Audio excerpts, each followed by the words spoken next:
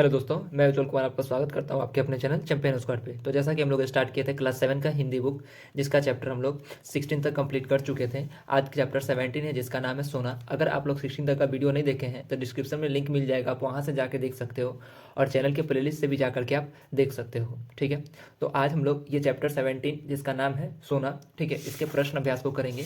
तो चलिए हम लोग इसके प्रश्न अभ्यास को स्टार्ट करते हैं। ठीक है, तो जैसा कि पाठ से प्रश्न एक कह रहा है, महादेवी वर्मा को अपना निश्चय क्यों बदलना पड़ा। ठीक है, इसका हम लोग उत्तर लिखेंगे। महादेवी वर्मा को अपना निश्चय इसलिए बदलना पड़ा क्योंकि जब स्वर्गीय धीरेंद्रनाथ बसु की पौत्री ने लिखा कि उसे अपने पड़ोस में एक हिरन मिला है और अब उसे घूमने फिरने के लिए विस्तृत मैदान की आवश्यकता है, जब जो आपके यहाँ उपलब्ध है, यदि आप इसे स्वीकार कर लेंगी तो मैं आपकी आभारी रहूंगी। मैं इसे उस व्यक्ति को सुपुत्र करना चाहती हूँ जो उसे स्नेहपूर्वक पाले। मुझे विश्वास है कि आपके यहाँ इसकी भली भांति देखभाल होगी। पशुओं के प्रति अपने स्वाभाविक स्नेहवश इनकार ना कर सकी, इसलिए लेखिका को अपना निश्चय बदलना पड़ा। क्योंकि लेखिका लेखिका ने सोने की मृत्यु के बाद निश्चय किया था कि अब हिरन नहीं पालूंगी। ठीक है, इसी प्रकार से हम लोग प्रश्न 2 देख लेते हैं। प्रश्न 2 क्या कह रहा है, सोना के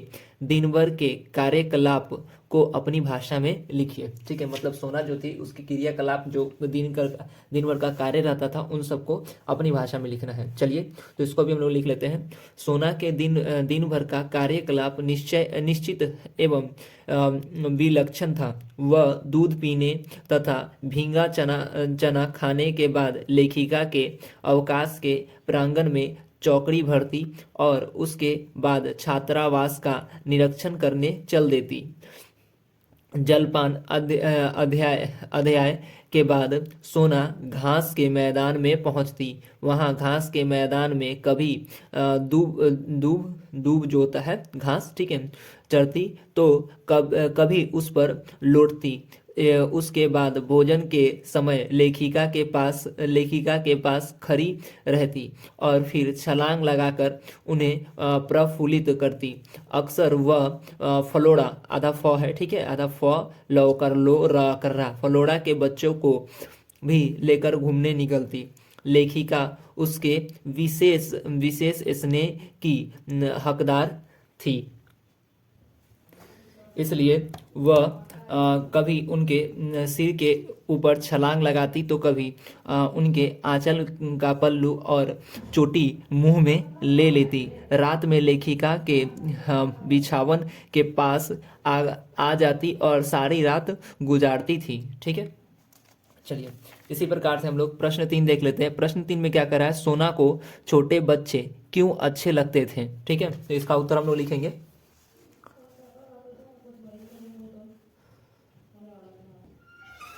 सोना को छोटे बच्चे इसलिए अच्छे लगते थे क्योंकि उनके साथ खेलने का अधिकांश अवकाश रहता था। वे पंक्तिबद्ध खड़े होकर सोना सोना पुकारते और सोना उनके ऊपर से छलांग लगाकर एक ओर से दूसरी ओर कूदती रहती थी। दूसरी बात, पशुओं में मानव की भावनाओं को पहचानने की शक्ति होती है। इसकी निश्चलता स्नेह तथा माफ कीजिएगा निश्चलता स्नेह तथा खेल के साथी होने के कारण सोना को छोटे बच्चे अच्छे लगते थे।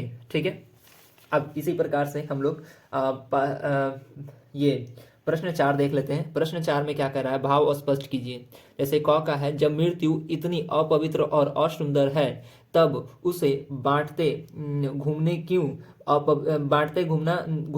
क्यों अपवित्र और असुंदर कार्य नहीं है। ठीक है, तो इसका हम लोग उत्तर लिखेंगे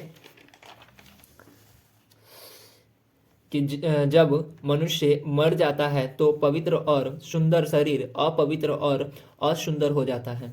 लोग मृत्यु प्राप्त व्यक्ति को छूना नहीं चाहता, और उसे असुंदर मानकर अपनी आसक्ति का परित्याग कर देते हैं। यानी मृत्यु से मनुष्य अपवित्र और असुंदर हो जाता है, अर्थात मृत्यु की अपवित्र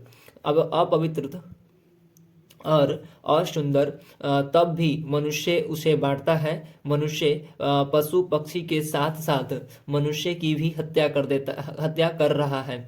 क्या यह मृत्यु का बांटना अपवित्र और असुंदर कार्य नहीं है? अर्थात हत्या करना भी अपवित्र और असुंदर कार्य ही है। ठीक है, चलिए इसी प्रकार से हम लोग चौथा प्रश्न का ख नंबर देख लेते हैं। इसमें क्या रहा है? पशु मनुष्य के निश्चल स्नेह से परिचित रहते हैं, उसकी ऊंची नीची सामाजिक स्थितियों से नहीं। ठीक है, चलिए इसका हम लोग उत्तर लिखते हैं। इसका हम लोग उत्तर लिखेंगे, पशु मनुष्य के निश्चल स्नेह से परिचित होता है। जो मनुष्य उसके प्रति स्नेह प्रदान करता है, उस मनुष्य के प्रति पशु भी अपना स्नेह प्रकट करते हैं, चाहे मनुष्य गरीब हो या अमीर, उच्च जाति का हो या निम्न जाति का हो। तो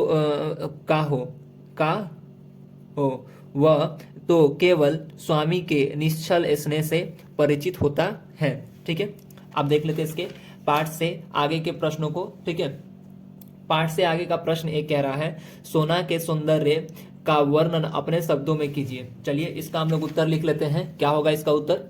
इसका उत्तर होगा, सोना महादेवी वर्मा जी के यहाँ पलने वाली हिरन थी। जो हिरन शावक के रूप में वर्मा जी के घर लाई गई थी। सोना का रंग सुनहला था, अत्यंत कोमल, मखमल जैसा मुलायम उसकी रोए थे। लंबा पतला मुख, सुडौल शरीर, बड़ी बड़ी सुंदर शीशे जैसी चमकती पनियाई आंखें, ऐसे लगती है जैसे तुरंत वह ढल कर गिर जाए। आंखों के चारों ओर काला कोर बना था, मानो चारों ओर से काजल लगा हो, तथा लंबे लंबे कान अत्यंत सुंदर दिखती थी। ठीक है, चलिए इसी प्रकार से हम लोग प्रश्न 2 देख लेते हैं। प्रश्न 2 में क्या कह रहा है? पशु पक्षियों की सुरक्षा के लिए आप क्या क्या उपाय करेंगे? ठीक है, इसका हम लोग उत्तर लिखते हैं। पशु पक्षियों की सुरक्षा के लिए समुचित वन संसाधन को सुरक्षित रखने का उपाय करेंगे। पशु पक्षियों के शिकार पर रोक लगे, इस प्रकार के उपाय करेंगे। पालतू पशु पक्षी के खान पान, रहन सहन तथा उसको रोग रहित रखने के लिए जागरूकता अभियान चलाएंगे। देखिए यहाँ पे आप क्वेश्चन भी उठा सकते हैं, पालतू पशु ही क्यों? देखिए शेर को तो हम लोग जाकर के उसके लिए रोग रहित कुछ ऐसा करेंगे नहीं, वो तो खुद अपने लिए कैपेबल है। ठीक है, कहीं कहीं हो सकता है जैसे जंगल उंगल में, तो उसके लिए मतलब ऐसा काम किया जाता है, उसका जागरूकता फैलाना पड़ता है। ठीक है, लेकिन हम लोग हर जगह तो जाकर के शेर के लिए जागरूकता अभियान तो नहीं चलाएंगे ना, इसलिए बोल रहे हैं। ठीक है, चलिए प्रश्न 3 में हम लोग देख लेते हैं। प्रश्न 3 में क्वेश्चन क्या करा? क्या होता यदि हिरन के 3-4 दिन के बच्चे को लेखिका के पास ना लाया जाता? तो सिंपल सा बात है, तो क्या होता? तो यदि हिरन के छोटे बच्चे को लेखिका के पास नहीं लाया जाता तो वह मर जाती। ठीक है, इसी प्रकार से हम लोग का ख नंबर देख लेते हैं। हेमंत, वसंत और फ्लोरा सोना से दोस्ती ना करते। ठीक है, तो क्या होता?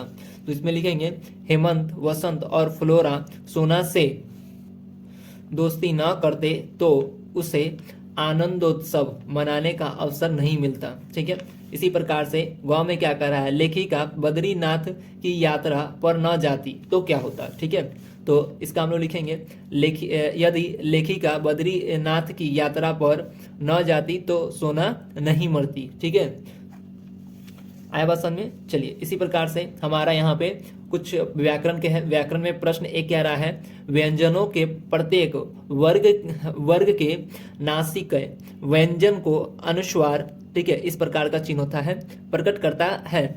जबकि अनुनासिक इस प्रकार का चिन्ह प्रकट करता है। ठीक है, स्वर का गुण है।